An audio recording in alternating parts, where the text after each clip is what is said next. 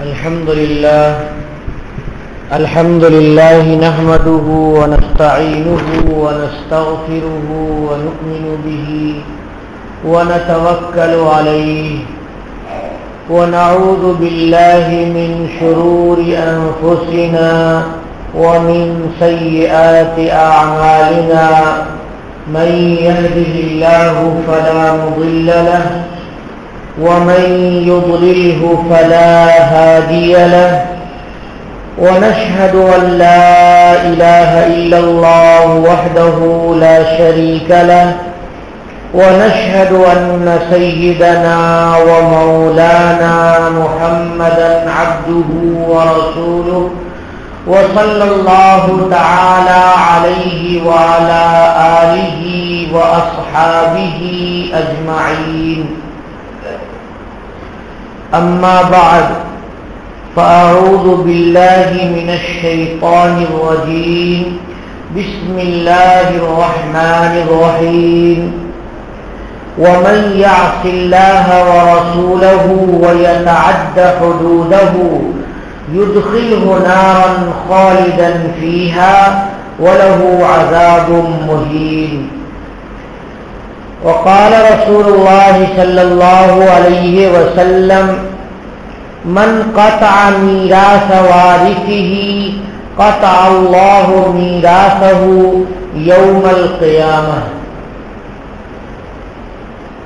وعن أبي هريرة رضي الله تعالى عنه عن رسول الله صلى الله عليه وسلم أنه قال إن الرجل ليعمل والمرأة بطاعة الله 60 سنة ثم يحضرها الموت فيضاران في الوصية فتجب لهما النار. ثم قرأ أبو هريرة رضي الله تعالى عنه من بعد وصية يوصي بها أو دين غير مضار إلى آخر الآية.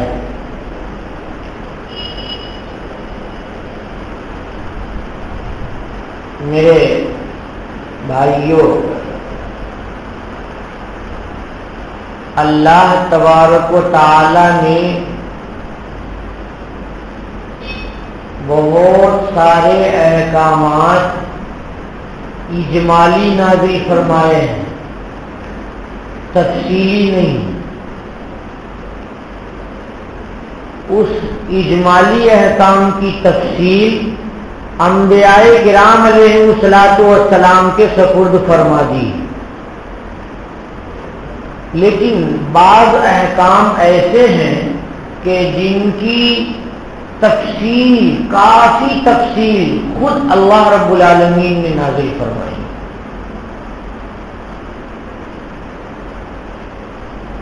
مثلا نماز ہے، نماز کا حکم قرآن پاک میں اقیموا الصلاۃ ہے، لدلوک الشمس الی غسق اللیل وغیرہ وغیرہ آیتوں میں نماز کا حکم ہے، اوقات کی نشاندہی. نماز کیسے پڑھیں گے حضور نے سمجھایا، رکوع کیسے کریں گے، سجدہ کیسے کریں گے، سلام کیسے پھیریں گے، یہ ساری چیز نبی کریم صلی اللہ علیہ وسلم نے تفصیل سے سمجھائی. زکوٰۃ کا حکم اللہ تعالیٰ نے قرآن پاک میں ارشاد فرمایا آتوا الزکوٰۃ، اجمالی حکم.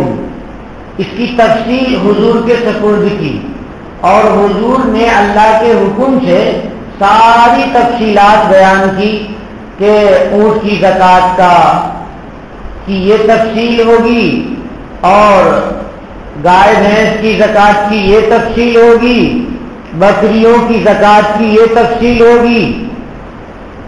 اسی طرح سے اللہ تبارک و تعالیٰ نے اور بھی بہت سارے احکامات نازل فرمائے.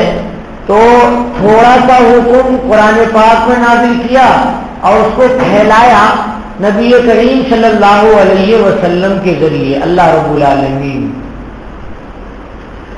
ابھی جو موضوع میں نے آپ کے سامنے اختیار کیا ہے یہ میراث کا موضوع ہے، ترکہ اور میراث کا موضوع۔ کئی بار کئی بزرگوں نے کہا کہ آپ اس موضوع پر بیان کر دیجئے، اس کی بہت زیادہ ضرورت ہے ہمارے یہاں۔ شریعت سے واقفیت نہ رکھنے والے لوگ اپنی بہنوں کو میراث نہیں دیتے ہیں اور بیٹیوں کو میراث نہیں دیتے ہیں اور دوسرے کمزور وارثوں کو دبا دیتے ہیں۔ اس لیے حکم جاننا ضروری ہے، تو میں نے اس مضمون کو آپ کے سامنے اختیار کیا کہ میراث کی تفصیل کیا ہے۔ میراث ایک ہے تقسیم کرنا، حساب کتاب کرنا۔ حساب کتاب والا جو فن ہے یہ صرف علماء اور بڑے علماء اس کو اچھی طرح سے یاد رکھتے ہیں، ہر آدمی اس کو یاد نہیں رکھ پاتا ہے۔ علماء میں بھی وہ علماء جن کو حساب کتاب سے زیادہ دلچسپی ہے، میتھ میں وہ اسٹرانگ ہیں، وہی میراث کے احکام کو یاد رکھتے ہیں اور ہر وقت وہ بتا سکتے ہیں۔ اللہ رب العالمین کا میں شکر ادا کرتا ہوں کہ اللہ تبارک و تعالیٰ نے اس فن میں الحمدللہ کافی مطالعہ کرنے کا موقع عنایت فرمایا اور اس فن میں تخصص کا بھی اللہ تبارک و تعالیٰ نے موقع عنایت فرمایا۔ تو ایک میری کتاب ہے جو اللہ تعالیٰ نے مجھ سے لکھوائی، اس کتاب کو لوگ زیادہ جانتے ہیں، مجھ کو کم جانتے ہیں۔ اردو جاننے والے دنیا میں جتنے مدارس ہیں، اردو سے پڑھنے پڑھانے والے جتنے مدارس ہیں، سارے مدارس کے تقریباً علماء تک وہ کتاب پہنچ چکی ہے۔ تقریباً 150 یا 200 ایڈیشن اس کے ختم ہو گئے۔ یہ اللہ رب العالمین کا میرے اوپر احسان ہے۔ میں کہیں بھی جاؤں اور اگر علماء کو یہ معلوم ہو جائے کہ فلاں کتاب لکھنے والا یہ ہے تو پھر میری خاطر تواضع بہت زیادہ بڑھ جاتی ہے۔ ایران کے ایک عالم آئے تو اتفاق سے کسی نے اشارے سے بتا دیا کہ یہ فلاں کتاب اسی کی ہے، تو انہوں نے کہا کہ میری بہت ساری مشکلیں آپ نے حل کر دی، بہت سارے اشکالات میرے ایسے تھے جو محض آپ کی کتاب سے میرے حل ہوئے ہیں۔ بہت دعائیں دینے لگے، بہت دعائیں کہ میں چاہتا تھا کہ ہندوستان جاؤں گا تو آپ سے ملاقات کروں گا۔ تو اللہ رب العالمین نے یہ احسان فرمایا ہے، انسان کو کسی بھی کمال کو اپنی طرف منسوب نہیں کرنا چاہیے، اللہ رب العالمین کی طرف منسوب کرنا چاہیے۔ بنگلہ دیش وغیرہ میں اس کے بنگلہ زبان میں بھی ترجمے ہو چکے ہیں اور بہت جو علماء ہیں، علماء طبقہ کے لوگ، وہ بہت زیادہ چاہتے ہیں کہ میں وہاں پہنچوں اور ہماری اور ان کی ملاقات ہو۔ تو غرض یہ کہ اللہ تبارک و تعالیٰ نے دنیا کے تقریباً مدارس میں شاید ہی کوئی عالم باقی ہوگا جن کے ہاتھ میں میری کتاب نہیں پہنچی ہوگی، یہ اللہ تعالیٰ نے پہنچایا۔ پہلا ہی ایڈیشن چھپا تو امریکہ، لندن، کینیڈا، میں نے خود ہی شیٹ سے بھیجنے کے لیے پیک کر رہے تھے تو مجھے معلوم ہوا کہ تم بھی شریک ہو جاؤ، یہ تمہاری کتاب جا رہی ہے فلاں جگہ شیٹ سے۔ تو اللہ رب العالمین کا احسان۔ میں یہ کیوں بیان کر رہا ہوں؟ اس لیے کہ کبھی کبھی آدمی مسئلہ کسی سے پوچھتا ہے تو خاص طور سے میراث کا مسئلہ پوچھتا ہے تو اس کو یہ نہیں سمجھ میں آتا ہے کہ یہ سامنے والا اس موضوع کا جانکار ہے یا نہیں، قابل اعتماد آدمی ہے یا نہیں۔ آج ہی ایک صاحب نے ایک مسئلہ پوچھا، میں نے انہیں بتا دیا، پھر دوبارہ پوچھنے لگے۔ میں نے کہا یہ کیا طریقہ آپ کا؟ جب آپ کو یقین نہیں تھا دوبارہ مجھ سے کیوں پوچھ لیا آپ نے؟ تو کبھی کبھی آدمی مسئلہ تو پوچھتا ہے مگر اس کو یقین نہیں ہوتا ہے کہ یہ آدمی بتا رہا ہے تو وہ صحیح بتایا ہوگا، کیونکہ کبھی اکثر ایسا ہوتا ہے کہ پہلے دل کو مطمئن کرنا پڑتا ہے کہ یہ سامنے والے سے پوچھوں یا نہ پوچھوں۔ دل مطمئن ہو تو پوچھنا چاہیے، نہیں مطمئن ہو تو نہیں پوچھنا چاہیے بھائی، کیونکہ اس سے آدمی اہل علم کی قدر اپنی نگاہوں میں گھٹا لیتا ہے۔ بعض لوگ اس پیشے کے بھی ہوتے ہیں کہ ایک بات وہ 1 2 3 4 عالم سے معلوم کریں گے، 4 طرح سے معلوم کریں گے، اب ان کو کنفیوژن ہو جائے گا کئی جگہ میں. اب وہ 5ویں سے پوچھیں گے کہ ہم نے 4 سے پوچھا, 4 نے 4 طرح سے بتا دیا اور مجھے سمجھ میں نہیں آیا. میرا دماغ تو پہلے سے خراب تھا, کیا سمجھ میں آئے گا کہ 4 جگہ تم نے سوال میں کچھ کمی اور کچھ اضافہ کر دیا ہوگا, تو اس لیے 4 نے 4 طرح سے بتا دیا. غرض یہ کہ ابھی میں آپ کے سامنے اس لیے بیان کر رہا ہوں کہ آپ نے اس کے بارے میں مجھ سے فرمائش کی اور لال مسجد میں لوگوں نے کہا اب وہ یہاں اگر نہیں آ رہے ہیں تو بھائی ان کی کمی ہے, میں کیا کروں. ایک ہی جگہ اگر آپ لوگوں کا بیان ہو اور آپ لوگوں کا مطالبہ ہو تو ایک ہی طرح کے سارے سامعین ہیں اور سنیں, کبھی یہاں بٹھاتے ہیں کبھی وہاں بٹھاتے ہیں اور موضوع دے دیتے ہیں ایسا کہ وہ وہاں کے لائق نہیں ہوتا ہے, سیٹ اپ صحیح نہیں ہوتا ہے, اس کا جو دیا ہوا موضوع ہے اس کو بدلنا پڑتا ہے مجھے. تو بہرحال آج کا جو میں عنوان اختیار کر رہا ہوں, میراث کا عنوان اختیار کر رہا ہوں. بھائیو, میراث نہایت ہی اہم حقوق العباد میں سے, نہایت ہی اہم حقوق العباد میں سے ہے. اتنا اہم ہے کہ جو آدمی میراث اپنی بہن کی نہیں دے رہا ہے اور اپنی بیٹی کی میراث نہیں دے رہا ہے, بھائی کا ترکہ اپنے اندر میں رکھے ہوا ہے اور تقسیم شرعی طور پہ صحیح نہیں کر رہا ہے, تو ان کے بارے میں ایسی خطرناک وعید ہے کہ میں جب پڑھتا ہوں تو میرے رونگٹے کھڑے ہوتے رہتے ہیں, کبھی کبھی بدن میں جھرجھری ہو جاتی ہے, اتنا خطرناک. اللہ کے نبی صلی اللہ علیہ وسلم نے ارشاد فرمایا, دیکھیے, من قطع میراث وارثہ قطع اللہ میراثہ یوم القیامہ. جو آدمی یہاں کسی وارث کے میراث کو کاٹ دے گا, نہیں دے گا, کینسل کر دے گا, منع کر دے گا, تو اللہ تعالیٰ قیامت کے دن اس کی میراث ختم کر دیں گے. کیا میراث مطلب؟ ہر انسان کو اللہ نے پیدا کیا اور اس کے لیے جنت میں اور جہنم میں جگہ ہے. اب یہ آدمی جنت والا عمل کرے گا تو جنت میں جائے گا, اپنی میراث لے لے گا, اور اگر جہنم والا عمل کرے گا تو جہنم میں جائے گا اور اپنی جگہ لے لے گا. تو اللہ تبارک و تعالیٰ مسلمان سے خطاب کر کے ارشاد فرما رہے ہیں, نبی کریم صلی اللہ علیہ وسلم کی زبانی, کہ جو آدمی اپنے وارث کی میراث کو نہ دے تو اللہ تعالیٰ اس کو قیامت کے دن والی میراث نہیں دیں گے, جنت نہیں دیں گے, جہنم میں پھینک دیں گے. یہاں پہ بڑا مزہ ہے کہ ارے حق لیا اور دیا نہیں, اور وہ بچے ہیں, یتیم ہیں, غریب, ان کو اگر نہیں دی تو کیا سمجھ میں آئے گا.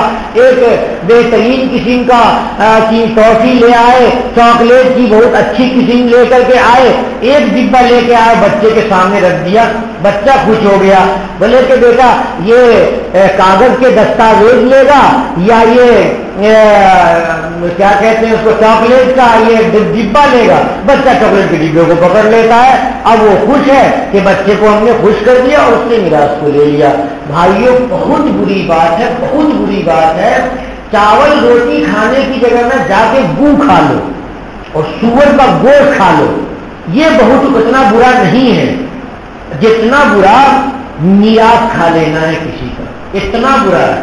اللہ نے ارشاد فرمایا, قرآن میں اتنی تفصیل سے حکم ہے, اتنی خطرناک قسم کی تعبیرات ہے کہ ترجمہ کے ساتھ قرآن پڑھو, رونگٹے کھڑے ہو جائیں گے, پریشانیاں پیدا ہو جائیں گی. کیا اللہ نے ارشاد فرمایا, الذین یأکلون اموال الیتامی انما یأکلون فی بطونہم نارا. وہ لوگ جو یتیم کا مال کھاتے ہیں, ظاہر سی بات ایک آدمی کا انتقال ہو گیا, جس کا بچہ ہے وہ یتیم ہے, تو جو لوگ یتیم کا مال کھاتے ہیں وہ پیٹ میں کھانا نہیں کھا رہے, جہنم کی آگ کھا رہے ہیں. کیا کھا رہے ہیں؟ جہنم کی آگ کھا رہے ہیں. ایک طرف تو کہتے ہیں کہ ہم بہت بڑے دیندار ہیں, لا الہ الا اللہ محمد رسول اللہ پڑھتے, نماز کے پابند ہیں, اور اندر اندر غریب کی میراث کو دبائے رکھا ہے. یہ صرف آپ کے علاقے کا, آپ کے بارے میں تو میں زیادہ جانتا نہیں, لیکن میں اپنے علاقے کے بارے میں جانتا ہوں کہ اس کے لیے لڑ جاتے ہیں، مر جاتے ہیں، لیکن دیتے نہیں ہیں کہ نہیں ہم کیسے دیں گے، بہن کو کیسے دیں گے، جہیز لے کے چلی گئی، ختم ہو گیا، اور اگر ایک مرتبہ بولے گی میراث تو آئندہ تمہیں گھر آنے نہیں دوں گا، تمہارا رشتہ ختم ہو گیا ہمارے سے، کبھی تمہاری خوشی میں شریک نہیں ہوں گا، تیرے غم میں تمہارے غم میں شریک نہیں ہوں گا، ہر طرح کی دھمکی دیتے ہیں ہمارے علاقے کے بے ایمان مسلمان۔ ہو سکتا ہے کہ آپ کے یہاں بھی اس قسم کے لوگ ہوں۔ نبی کریم صلی اللہ علیہ وسلم نے نہیں، اللہ کے نبی صلی اللہ علیہ وسلم نے ایک جگہ قرآن پاک کی آیت ہے، سورہ نساء اٹھاؤ اور اٹھا کر کے دیکھو، میں اپنی طرف سے کچھ نہیں کہہ رہا ہوں۔ اللہ تعالیٰ ارشاد فرماتے ہیں کہ پورے احکام کے میراث کے احکام اللہ نے سورہ نساء میں بیان کر دیے۔ بیان کرنے کے بعد اخیر میں اللہ کیا کہہ رہے ہیں؟ بہت سخت قرآن میں مسلمان کے لیے اتنی سخت کوئی آیت ہی نہیں ہے۔ اللہ تعالیٰ ارشاد فرماتے ہیں وَمَن يَعْصِ اللَّهَ وَرَسُولَهُ وَيَتَعَدَّ حُدُودَهُ يُدْخِلْهُ نَارًا خَالِدًا فِيهَا وَلَهُ عَذَابٌ مُهِينٌ۔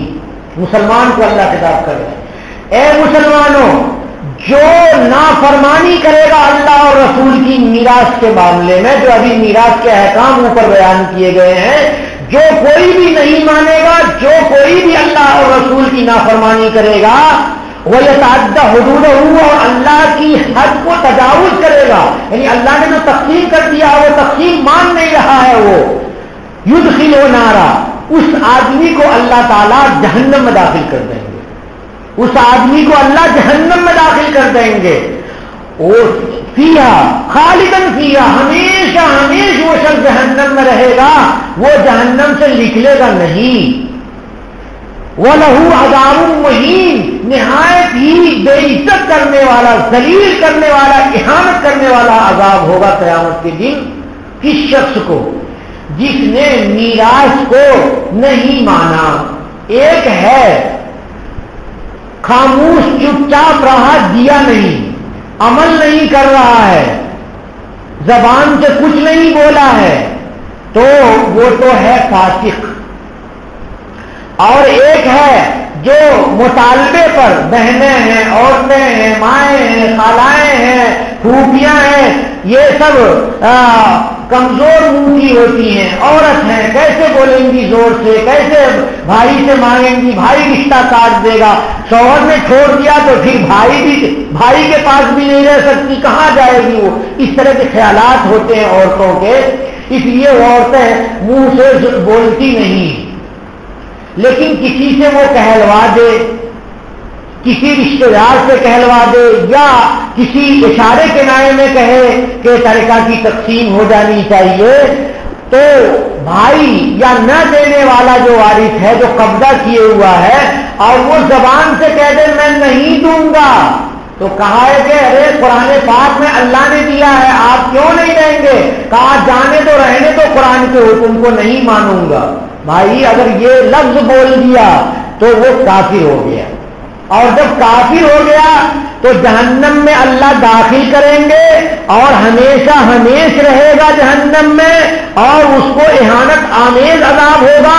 جیسے کافروں کے لیے اللہ تعالیٰ نے خالدین فیہا کہا ہے، ویسے ہی میراث نہ دینے والے اور میراث کا انکار کرنے والے، قرآن پاک کے قانون کا انکار کرنے والے کے لیے اللہ تبارک و تعالیٰ نے خالدن فیہا کہہ دیا ہے، ہمیشہ ہمیں جہنم میں رہنا پڑے گا۔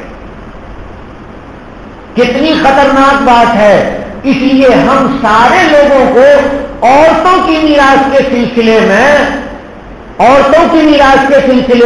بہن اور دوسرے رشتہ داروں کے میراث کے سلسلے میں بہت زیادہ چوکنا رہنا چاہیے بھائیو، بہت زیادہ چوکنا رہنا چاہیے۔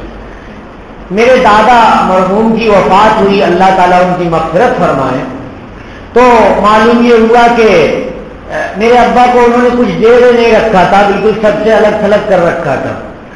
تو جب انتقال ہوا تو ترکہ کی تقسیم کا معاملہ آیا، تو لوگ کہنے لگے کہ ارے کہاں ان کے پاس کوئی چیز اب بچی ہے، کافی زمینیں تھی، زمیندار گھرانے کا میں ہوں، لیکن ہمارے دادا مرحوم نے بیچ کر کے ایسا طریقہ اپنا لیا کہ میں بیچوں گا اور کھاؤں گا. میں بہت اچھی بات ہے, بیچیے اور کھائیے.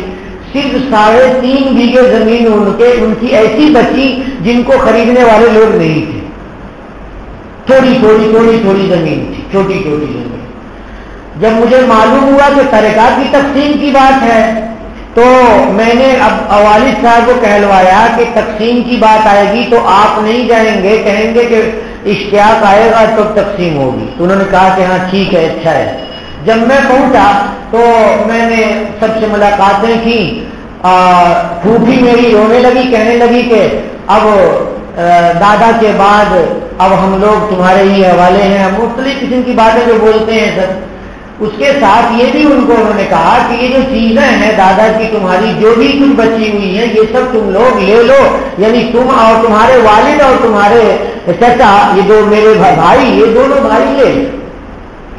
تو میں نے کہا نہیں, کیسی بات آپ کر رہے ہیں, اس میں ابا کا اگر حق ہے تو آپ کا بھی حق ہے, چچا کا اگر حق ہے تو آپ کا بھی حق ہے.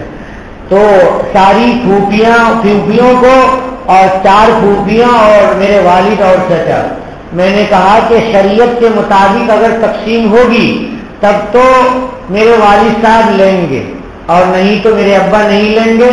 ابا کو میں سمجھا لوں گا, جتنا اس میں حصہ بنے گا وہ میں اللہ سے مانگ کر کے ان کو لا کر دوں گا. تو سب نے کہا کہ بھائی ٹھیک ہے, اگر تم کہہ رہے ہو تو بہت اچھی بات ہے.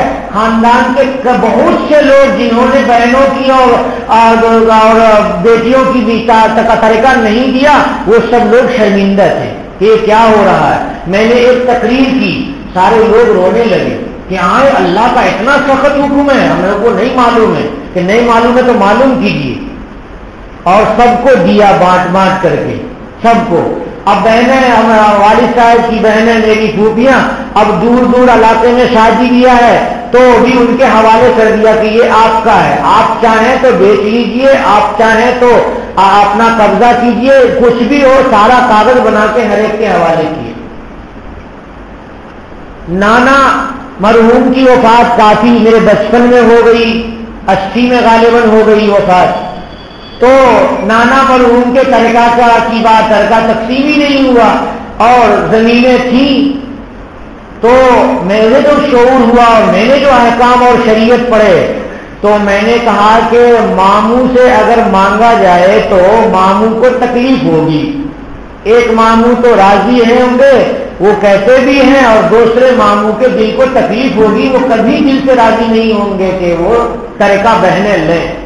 تو میں نے کہا کہ میں تو اپنی اماں کو سمجھانے کی ذمہ داری رکھتا ہوں کہ اماں کو بول دوں گا کہ آپ کو کا جتنا حصہ اس میں بنتا ہے وہ بیٹے سے لے لیجیے آپ, یا یہ کہ میرے ماموں کو صاف الفاظ میں کہہ کر کے معاف کیجیے میرے سامنے کہ اللہ کو حاضر ناظر سمجھ کر کے تمہارے سامنے میں تمہارے ماموں کو یعنی اپنے بھائیوں کو معاف کرتی ہوں, یہ کہہ دیجیے مجھ کو. تو میری والدہ نے کہا کہہ دیا, جیسے میں نے کہلوایا انہوں نے کہہ دیا. میں نے کہا الحمدللہ, اگر نہیں لیں گے تو معاف تو کر دیا. اب بات آئی میری خالہ کی, وہ بھی میرے گاؤں میں رہتی ہیں, تو میں ان کو بلایا اور میں نے کہا کہ ماموں جان سے ترکہ لینا ہے. کہنے لگے نہیں, کہا کیا لیں گے, کیا کر کے لے کے کیا کریں گے, وہ تھوڑی سی زمینیں ہیں وہ تقسیم ہوں گی اور اس سے بہتر ہے کہ ہمارے بھائی خوش رہیں. تو میں نے کہا کہ دل سے اگر آپ معاف کر رہے ہیں تو میرے سامنے آپ اللہ واسطے معاف فرمائیں تاکہ ہمارے ماموں کو ہمارا اللہ تبارک و تعالیٰ قیامت کے دن نہ پکڑے. ان کا ہمارے اوپر احسان ہے, انہوں نے ہمیں پڑھایا ہے. والد صاحب جس طرح سے ہمارے ساتھ رہے اور ہمارے ماموں جان نے بھی ہمارا ساتھ دیا ہے, جیسی بھی حیثیت تھی ویسا انہوں نے میرا ساتھ دیا. تو میں نے کہا کہ اللہ تبارک و تعالیٰ کے یہاں آپ نہیں مانگیں گے کہ ہمارے بھائی نے ترکہ نہیں دیا تھا. کہنے لگے ٹھیک ہے. ہم نے اماں کو اکٹھا کیا, خالہ کو اکٹھا کیا, تیسری والی خالہ کو ہم نے فون کیا. اتفاق سے ہمارے چھوٹے ماموں آئے گھر اور انہوں نے یہی مسئلہ چھیڑا کہ کسی طرح سے بھی ہم اللہ کی پوچھ میں نہیں آنا چاہتے ہیں کہ اللہ تبارک و تعالیٰ قیامت کے دن پوچھیں گے یہ دنیا کی دولت ہے, اس لیے ابا کا طریقہ میں روکنا نہیں چاہتا ہوں, بہنوں کو دے دو. میں نے کہا دیکھیے میری اماں نے تو پہلے معاف کر دیا، یہ خالہ انہوں نے پہلے معاف کر دیا ہے، اب وہ خالہ بچی ہیں، ہو سکتا ہے کہ وہ لیں، اور وہ لیں تو آپ دے دیجئے، اور اگر نہیں لیتی ہیں تو پھر دیکھا جائے گا۔ تو اس وقت فون کیا، میرے ماموں نے اصرار کیا کہ آپ ترکہ لے لیجئے، انہوں نے سختی سے منع کیا۔ تو میں نے بات کی کہ اگر آپ منع کر رہے ہیں تو آپ قیامت کے دن پوچھیں گے تو نہیں؟ میری خالہ نے کہا نہیں، میں یہاں بھی معاف کرتی ہوں، میں وہاں بھی معاف کرتی ہوں۔ میں نے کہا دیکھیے اب ماموں آپ کو صاف ہو گیا کہ ہماری خالہ ہے دونوں اور میری والدہ آپ کا طریقہ نہیں لیں گے، اور آپ لوگ اپنے دونوں بھائیوں میں جیسے ہو وہ آپ تقسیم کر لیجیے۔ بھائیو یہ اتنی خطرناک بات ہے، اتنی خطرناک بات ہے کہ دنیا ہی میں فیصلہ کرا لو، نہیں تو قیامت کے دن بہنیں نہیں چھوڑیں گی، بیٹیاں نہیں چھوڑیں گی، یہاں ان کی زبان بند ہے وہاں زبان کھل جائے گی۔ لا یسأل حمیم حمیما یبشرونہ، کہ دوست کو نہیں پوچھے گا، بہن کیا ماں بیٹی کو نہیں پوچھے گی۔ یوم یفر المرء من اخیہ وامہ وابیہ وصاحبتہ وبنیہ، وہ دن ہوگا یفر المرء، انسان بھاگے گا، کس سے بھاگے گا؟ یوم یفر المرء من اخیہ، اپنے بھائی سے۔ آگے یوم یفر المرء من اخیہ وامہ، اپنی ماں سے، وابیہ، اپنے بھائی سے، اپنے باپ سے۔ وہاں کا معاملہ نہایت سخت ہوگا، بہت ہی خطرناک ہوگا۔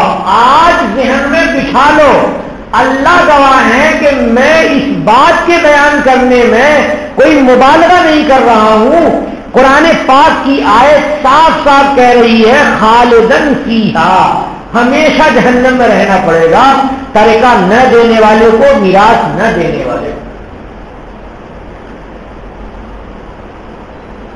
زندگی میں کبھی باپ دیتے ہیں اولاد کو تو بیٹا اور بیٹی سب کو برابر دینا چاہیے، ایسا نہ ہو کہ بیٹی کو نہ دے یا کم دے اور بیٹے کو دے۔ کبھی کبھی ایسا ہوتا ہے کہ کوئی بیٹا زیادہ ضرورت مند ہوتا ہے، یا یہ کہ وہ کاروبار میں زیادہ شریک رہتا ہے تو اس کو تھوڑا بڑھا کر کے دیا جاتا ہے، باپ ایسا کر سکتا ہے، لیکن وہ بھی انصاف کے انداز میں، ایسا نہ ہو کہ ناانصافی ہو اور دوسری اولاد کو تکلیف دینے کا ارادہ ہو۔ کبھی کبھی غصہ ہوتے ہیں ماں باپ تو کہتے ہیں کہ ہماری تو نافرمان اولاد ہے، ترکہ میں نہیں دوں گا تمہیں، ترکہ سے میں نے محروم کر دیا۔ ہاں تمہارے محروم کرنے سے کیا ہو گیا؟ کچھ بھی نہیں ہوا۔ ترکہ سے محروم کر دینے سے کیا ہوا؟ کچھ بھی نہیں ہوا۔ بنا دیا کاغذ کہ میں اپنی اولاد کو آپ کرتا ہوں، آپ کے معنی نافرمان قرار دے رہا ہوں، اب اس اولاد کو ہمارے ترکہ کا حصہ نہیں ملے گا، اس کاغذ کا بھی کوئی اعتبار نہیں۔ کیوں دے رہے؟ اللہ دے رہے، تم دے رہے ہو، تم تو مر گئے تب اللہ دیے، تم زندہ رہتے تب تمہارے پاس تھی دولت، اب تم مرو گے تب تو اللہ تبارک و تعالیٰ دیں گے۔ تو بعض ماں باپ تھوڑے اور بھی آگے تو ہوتے ہیں، ایک قدم آگے کے، وہ وکیلوں سے بھی مشورہ کیے رہتے ہیں اگر، تو وہ کیا کرتے ہیں، ایک کو محروم کرنے کے لیے پوری جائیداد کسی دوسری اولاد کے نام پر لکھ دیتے ہیں کہ یہاں رجسٹریشن باضابطہ کر دیا، لکھ دیا، بینامہ لکھ دیا یا کچھ بھی لکھ دیا، اور بات ختم ہو جاتی، اب ترکہ رہتا نہیں ہے۔ بھائیو ایسے آدمی کے لیے نبی کریم صلی اللہ علیہ وسلم کی ایک حدیث شریف میں سنانا چاہتا ہوں، بہت دھیان سے سنیے۔ نبی کریم صلی اللہ علیہ وسلم کی حدیث شریف حضرت ابو ہریرہ رضی اللہ تعالیٰ عنہ روایت کرتے ہیں، رسول اللہ صلی اللہ علیہ وسلم سے فرمایا حضور نے، دھیان سے سننا بھائی، ان الرجل لیعمل والمرأة، مرد بھی عمل کرتا ہے، عورت بھی عمل کرتی ہے، کس پر؟ بطاعت اللہ، اللہ کی فرما برداری پر دونوں عمل پیرا ہیں، عمل کر رہے ہیں۔ 60 سنہ، 60 کے معنی 60 سال تک عمل کیا۔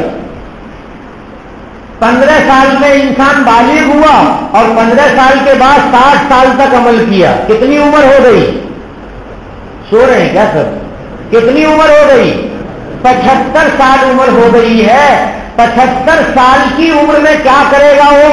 ایسا بھی ہوتا ہے ثم یحضرها الموت، پھر اس پر موت حاضر ہو جاتی ہے، موت کا وقت آ جاتا ہے، فیضاران فی الوصیۃ، اب وصیت میں یہ دونوں ورثہ کو تکلیف پہنچاتے ہیں، وصیت میں یہ ورثہ کو تکلیف پہنچاتے ہیں، کم کر دیتے ہیں۔ کسی ایک وارث کے لیے رجسٹریشن کرا دیا باضابطہ کہ رجسٹری ہو گئی ہے، فلاں کو اتنا ہماری جائیداد میں سے دے دیا گیا اور فلاں کو اتنا ہی دیا جائے گا یا نہیں دیا جائے گا، تو کیا کرتے ہیں؟ ضرر پہنچاتے ہیں وصیت میں۔ تو کیا ہوتا ہے؟ فَتَجِبُ لَهُمَ النَّارُ، اس مرد اور اس عورت دونوں کے لیے آگ ضروری ہو جاتی ہے۔ کیا ہو جاتی ہے؟ آگ ضروری ہو جاتی ہے، لازم ہو جاتی ہے۔ اللہ کی فرما برداری کی تھی، نماز پابندی سے پڑھ رہے تھے، اللہ کی فرما برداری میں روزہ بھی رہ رہے تھے، اللہ کی فرما برداری میں زکات بھی دے رہے تھے، اللہ کی اطاعت میں حج بھی کر رہے تھے، اللہ کی اطاعت میں صدقے خیرات بھی کر رہے تھے، اللہ کی اطاعت کا سارا عمل تھا، اور 1-2 سال نہیں 60 سال تک پورا عمل کیا، مگر مرنے کے وقت میں وصیت میں گڑبڑی کی، اور اس گڑبڑی کا بدلہ اللہ نے کیا کیا؟ فَتَجِبُ لَهُمَ النَّارُ، دونوں کے لیے جہنم کی آگ واجب ہو گئی۔ یہ اللہ تبارک و تعالیٰ ارشاد فرماتے ہیں، کوئی بندہ نہیں کہہ رہا ہے، سرکار دو عالم صلی اللہ علیہ وسلم کی زبانی یہ ترجمانی ہو رہی ہے شریعت کی۔ پھر حضرت ابو ہریرہ رضی اللہ تعالیٰ عنہ نے آیت تلاوت کی، من بعد وصیۃ یوصی بها او دین غیر مضار، کہ اگلی میراث کی آیت کی طرف انہوں نے اشارہ کیا کہ وصیت میں کسی وارث کو ضرر پہنچانا، کسی کو کم دینا جائز نہیں ہے۔ قرآن کی آیت جا کر کے پڑھ کر کے دیکھو، حضرت ابو ہریرہ رضی اللہ تعالیٰ عنہ نے یہ ارشاد فرمایا۔ اس لیے بھائیوں، اب تک کی گفتگو کا میرا حاصل یہ ہوا کہ ترکہ کا معاملہ اتنا اہم ہے کہ اس کو بڑی اہمیت سے دماغ میں بٹھا لینا ضروری ہے، ورنہ جہنم سے کوئی نہیں بچائے گا۔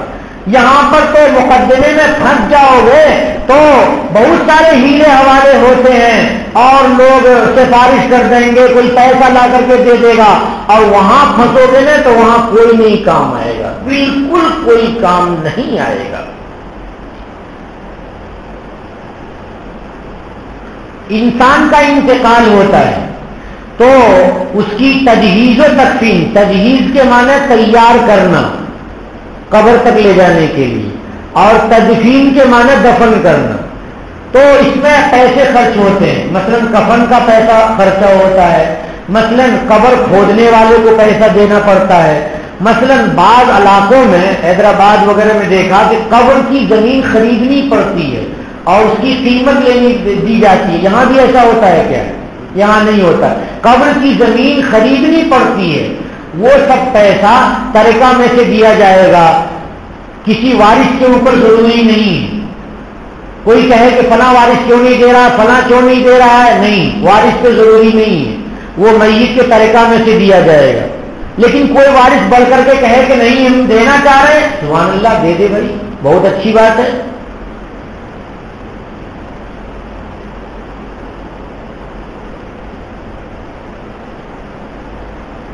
بعض لوگ کا انتقال ہوتا رہتا ہے تو وہ سوچتا ہے انتقال ہونے کے وقت میں کہ میرے ترکہ میں سے بیوی کو بھی مل جائے گا، اولاد ہے تو 8واں حصہ مل جائے گا، اولاد نہیں ہے تو 4تھا حصہ مل جائے گا، یہ 4 میں سے 1 حصہ مل جائے گا۔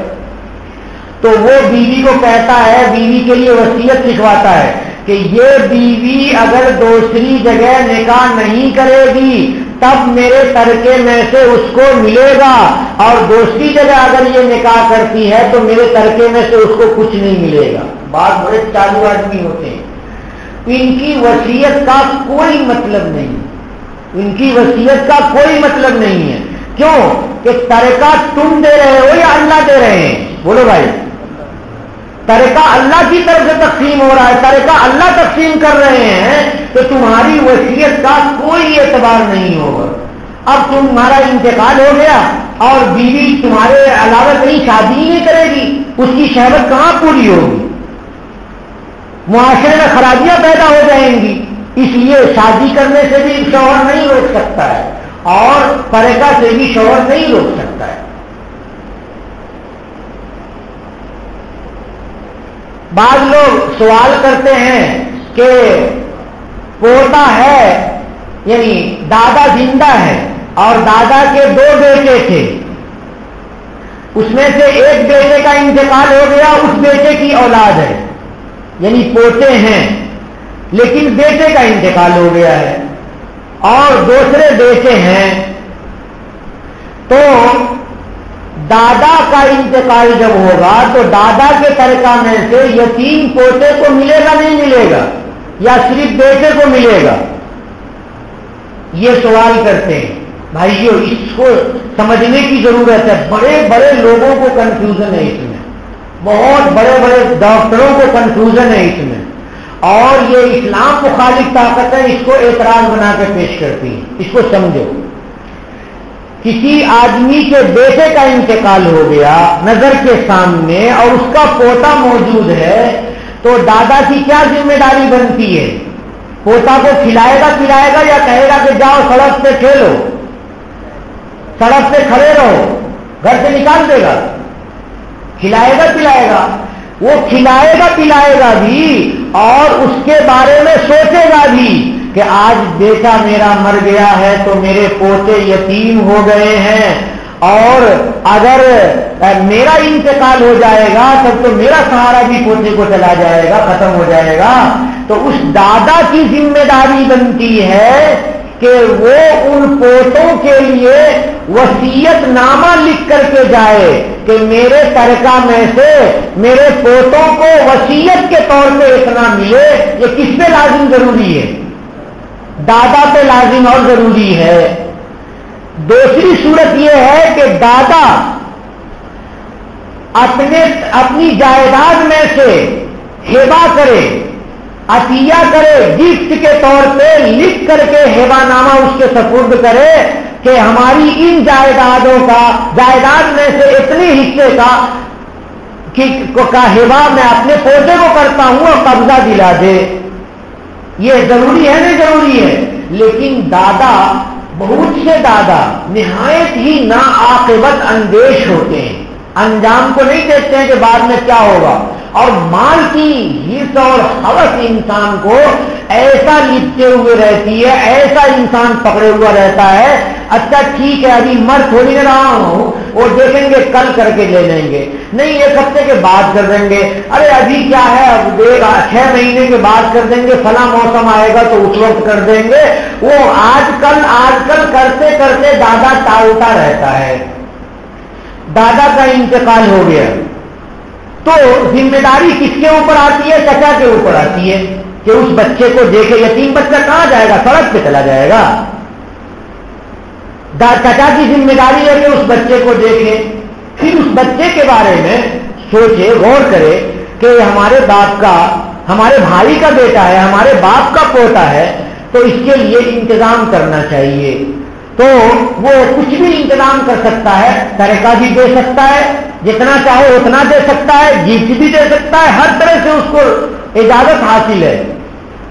لیکن چچا اسلام کو بدنام کرنے کے لیے چھری لے کر کے تیار رہتا ہے، نہیں تم کو ہم نہیں دیں گے. کہا کیوں نہیں دیں گے؟ کہ اب تم کو باپ نے بھی نہیں دیا اور تمہارے دادا نے بھی نہیں دیا تو اب ہم نہیں دیں گے. قرآن میں دکھاؤ اس کا حکم. قرآن پاک میں حکم ہے کہ قریب والے رشتے کو ترکہ ملتا ہے، دور والے کو نہیں ملتا ہے. تو دادا کا انتقال ہوا ہے تو قریب والا کون ہے؟ چچا. بس اس کو ملے گا اور اس کو نہیں ملے گا.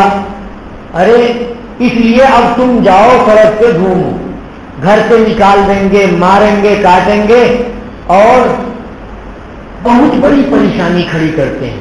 یہ پریشانی دادا نے کھڑی کی ہے، یہ پریشانی چچا نے کھڑی کی ہے کہ اس یتیم کا خیال نہیں کیا.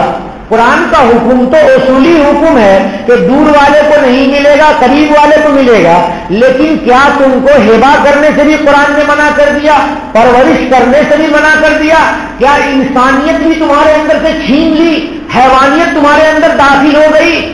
اور کیا دادا نے نہیں دیا تو تم اس کے ذمہ دار نہیں ہو، تم نہیں دے سکتے ہو؟ تم بھی دے سکتے ہو۔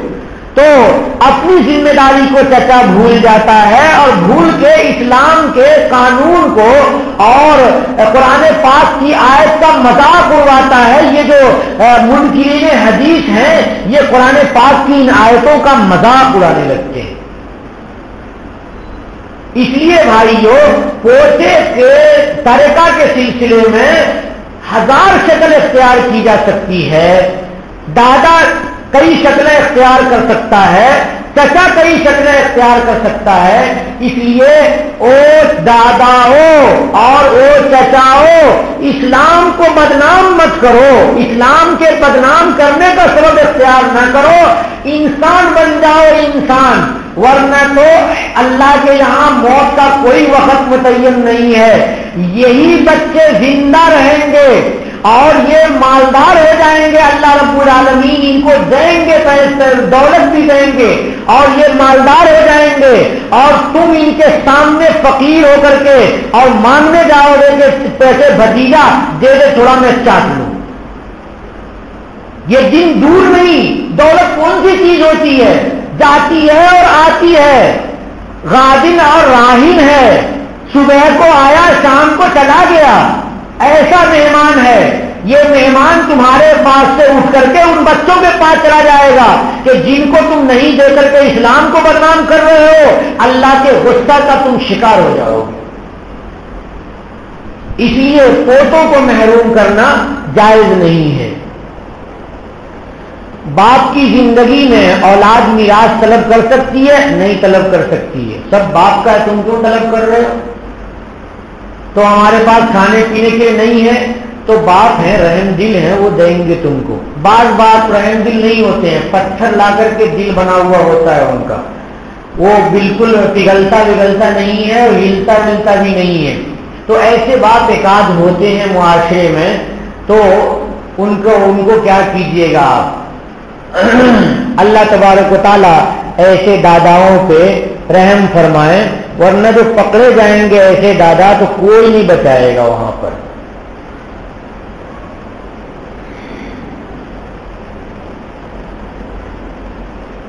نماز روزے کی وصیت آدمی اگر کر کے مر جائے کہ نماز نہیں پڑھی ہے، روزے نہیں رکھے ہیں، ان کا فدیہ، ان کا کفارہ دے دو، تو وارث سے ضروری ہے کہ وہ دے۔ اور اگر وصیت نہیں بھی کیا ہے تب بھی خیرخواہی کا تقاضا یہ ہے کہ اپنے وارث کی کے فدیہ کو اور اپنے وارث کے کفارہ کو ادا کرے۔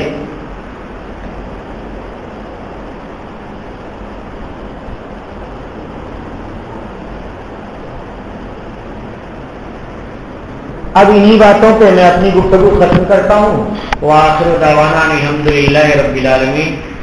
وقت